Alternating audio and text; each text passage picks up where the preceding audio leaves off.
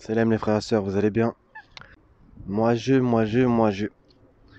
Et les autres? Donc du coup ça va être un rappel sur ça. Donc du coup, l'ego. Donc avoir de l'ego, bah, c'est normal, c'est le moi-je. Le moi-je existe. Que ce soit même dans le Coran ou dans la Bible.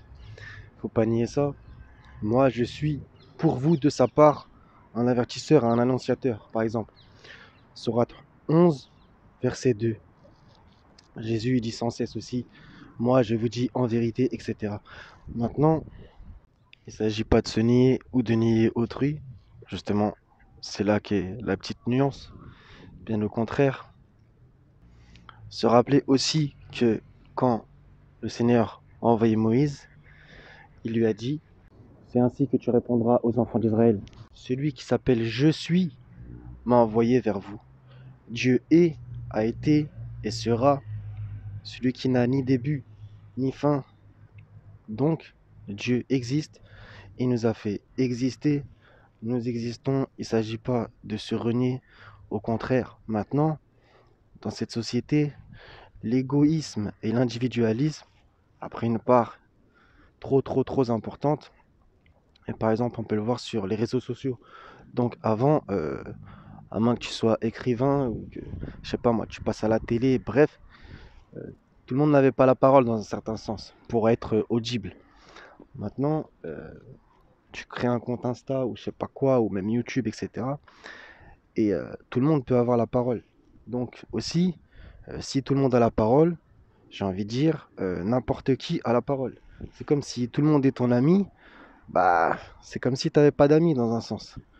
Donc tout ça pour vous dire que le moi-je, il est important, ça nous permet d'avoir des bases pour nous construire. Parce que si les gens sont sans cesse à te rabaisser, etc., à te dire tu vaux rien, nanana, ton estime de soi, elle peut être au plus bas. Tu as confiance en toi, alors que c'est important. Tu as confiance en toi, tu as confiance en Dieu. C'est Dieu qui t'a créé. Il nous a donné un souffle de vie, c'est pas rien du tout. Maintenant, se prendre pour je sais pas qui, être orgueilleux, etc. Comme le Seigneur il nous dit par rapport au comportement, ne foule pas la terre avec arrogance, etc. Je voudrais dire aussi ça, c'est qu'il y a des gens, des fois, ils confondent ego et orgueil. Donc bien sûr, il faut travailler sur nous-mêmes, et ça, c'est jusqu'au dernier souffle. Je pense qu'on est tous des diamants que le Seigneur a fait. Et c'est à nous de travailler pour nous polir dans un sens. Et donc il y a des gens, ils confondent ego et orgueil, alors qu'en vérité, c'est pas du tout pareil. L'orgueil, c'est comme le diable, justement. Et son moi-je à lui, euh, devant ce que le Seigneur avait demandé, c'est-à-dire de se prosterner devant Adam, là, il était grave.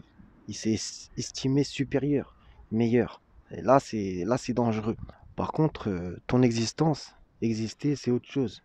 J'ai envie de dire, avec le Seigneur, je crois, j'existe. Ils ont oublié Allah, Allah les a oubliés. À propos de l'arrogance et de l'orgueil, ne foule pas la terre. Avec orgueil, tu ne saurais fendre la terre et tu ne saurais jamais atteindre la hauteur des montagnes. Et encore à propos des montagnes, parce qu'il y a pas mal d'images avec les montagnes, c'est magnifique dans le Coran. Et si ce Coran était descendu sur une montagne, tu l'aurais certes vu se fendre et s'humilier. Notre âme, elle est, comme c'est écrit dans la 12, l'âme est instigatrice au mal. Et c'est justement l'histoire des deux fils d'Adam. Son âme l'incita à le tuer. Il devint alors du nombre de ceux que ronge le remords. Le péché se couche à la porte. Donc, comme le Seigneur il nous le dit sans cesse, sois humble dans ta démarche, etc. Après, je sais que, entre guillemets, c'est pas forcément facile. Le Seigneur, il donne ses dons à qui il veut. On a plein d'exemples de l'humilité. Jésus, il avait dit par exemple, je suis humble de cœur, je suis doux et humble de cœur. Il y a aussi dans la Torah que Moïse, c'était l'homme le plus humble de tous les hommes, etc. Après, qu'est-ce que ça veut vraiment dire l'humilité? Parce que ça dépend de la définition que tu y places, comme pour l'ego, l'orgueil, l'arrogance, etc. Voilà. Relire le début de la Sourate 76. On n'était qu'une goutte. Donc, est-ce qu'on doit péter plus haut que notre... on s'est compris. Voilà. Là, je suis dans la création, justement. Et comme le Seigneur, il le dit, dans la Sourate 67, relisez les premiers versets. Regardez sa création. Ramène ton regard à deux fois. Qui a créé les cieux et la terre? c'est lui. Donc voilà, on n'est que des hommes. Assurément, l'homme a été créé faible. Donc il y a plein d'épreuves, d'histoires, etc., qui peuvent nous tirer vers l'humilité. Et c'est nous tous qu'on doit essayer de faire au mieux, comme Allah il nous le dit de toute façon. Tenez-vous debout devant Allah avec humilité. Parce que justement, l'orgueil, c'est très très grave. C'est ce qui a fait tomber le diable. Comme est mauvaise la demeure des orgueilleux. Donc un autre super bel exemple, c'est dans la sourate 21, verset 90, à propos de quand Yahya a été donné à Zacharia, donc Zacharie, et à Élisabeth, on trouve son nom dans l'évangile selon Luc, ils concouraient au bien, etc. Et ils étaient humbles devant nous. Ils étaient humbles devant nous. Et justement, le tout début de la sourate 19, c'est un récit de la miséricorde de ton Seigneur envers son serviteur Zacharia. Voilà, on était une chose à peine mentionnable. Des fois, il y a des gens, ils te font des compliments, etc., etc. Et du coup, ça peut t'attirer dans des sales trucs en vérité. C'est bien que les gens te félicitent, t'encouragent, etc.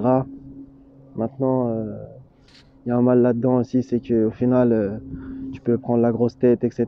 Et personne n'est à l'abri, je dis bien personne. La flatterie et toutes ces choses, alors que l'orgueil précède la ruine. Pour ça, essayons au mieux de faire la volonté du Seigneur. Que sa volonté soit faite sur la terre comme au ciel, non la nôtre. Par là, mais celui qui l'a harmonieusement façonné, qui lui a alors inspiré son immoralité de même que sa piété. Tu es poussière et tu retourneras à la poussière. Le Seigneur, lui, il est éternel. On n'est que de passage. À nous de le réussir au mieux, Inch'Allah, par sa grâce.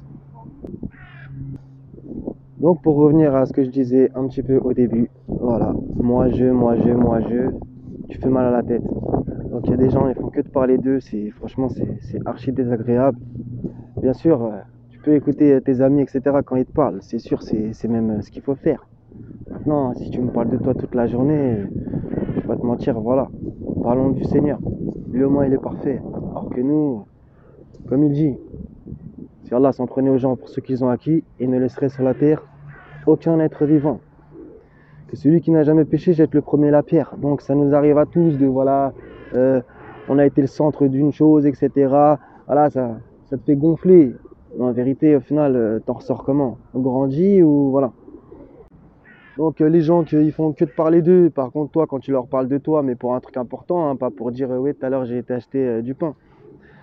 Voilà, s'ils t'écoutent même pas et qu'après ils reviennent sur eux, ah ouais mais tu sais moi, non non non, méfie-toi.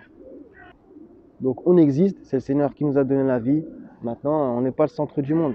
Regarde, il y a énormément de gens, regardez même les oiseaux, etc. C'est extraordinaire. Il y a énormément de choses, on a tous notre utilité dans le plan du Seigneur. Même les méchants, ils ont leur utilité. Donc voilà, ne vivons pas pour notre gueule, comme Jésus qui s'est sacrifié pour les autres. Donc je pense que c'est un exemple extraordinaire à suivre. Voilà les frères et sœurs, donc Inch'Allah, travaillons sur nous jusqu'au dernier souffle. C'est une lutte, un combat contre nous-mêmes. Soyez tous en paix et bénis. À la prochaine si Dieu veut. Salam.